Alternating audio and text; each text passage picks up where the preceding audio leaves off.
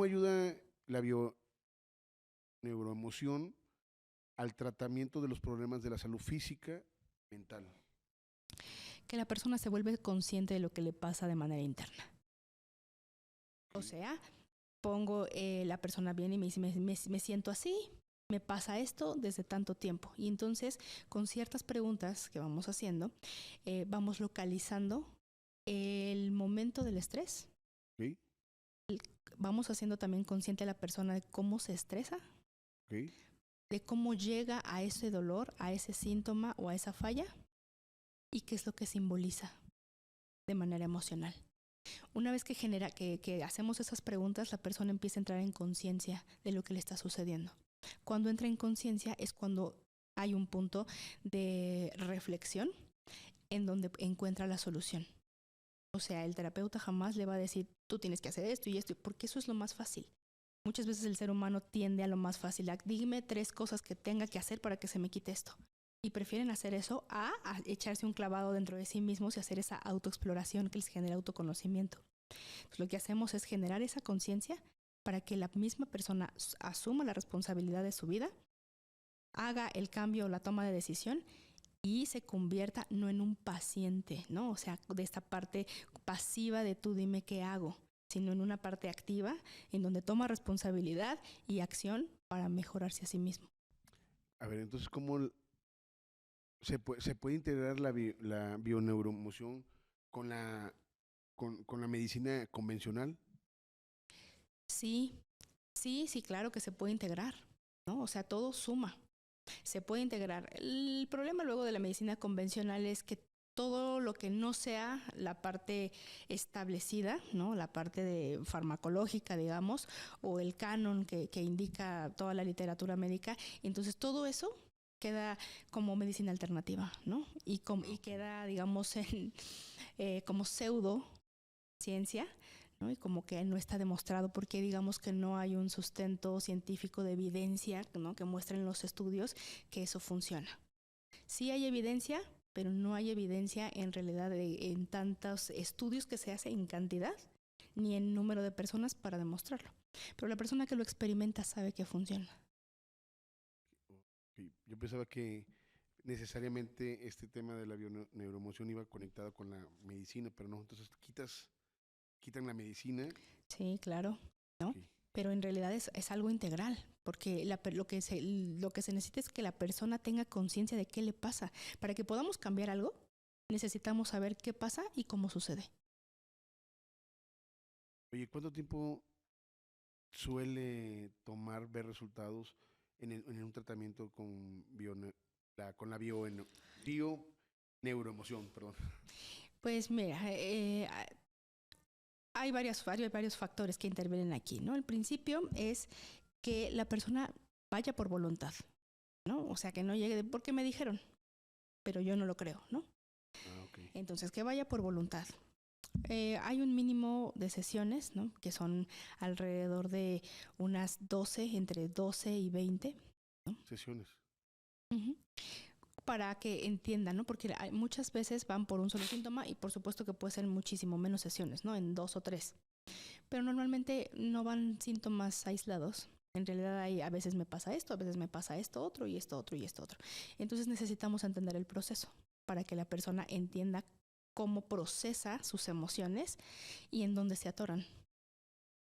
Entonces es un proceso, ¿no? O sea, por eso son varias sesiones y también se requiere que haya frecuencia, ¿no? O sea, que no es de vengo ahorita y luego nos vemos en 3 meses, 6 meses, ¿no? Y a ver qué pasó, sino hay una constancia inicial y después se van haciendo esporádicas, más esporádicas, porque la persona va entrenándose para saber y tomar conciencia de qué es lo que le pasa, porque es un ejercicio continuo.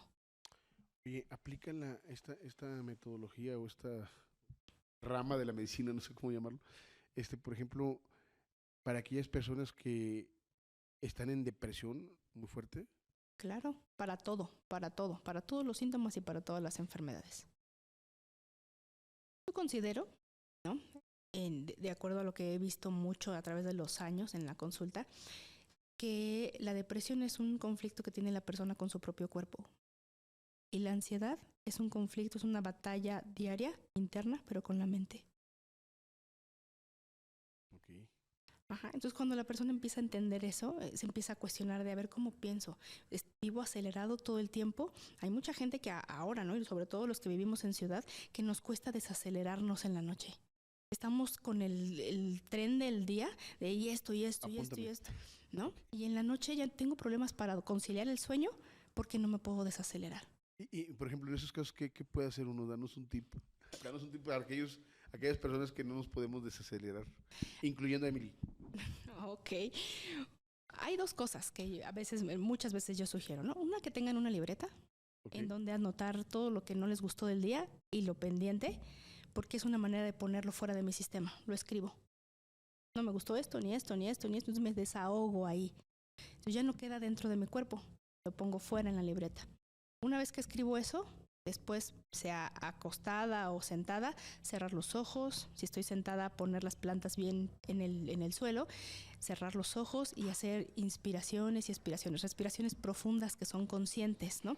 Yo suelo, de primera instancia, ¿no? A los que no están tan ejercitados en esto, hacer una respiración que se le conoce como respiración de la caja, ¿no? Que se hace en 4 tiempos. Y es una caja porque en realidad te imaginas un cuadrado en donde cierras los ojos y en la inspiración, ¿no? Inspiras en 4 segundos, 1, 2, 3, 4, aguantas la respiración, 1, 2, 3, 4, sacas la respiración, 1, 2, 3, 4, aguanta, 1, 2, 3, 4, y luego vuelves a inspirar, a sostener. ¿Cuántas veces?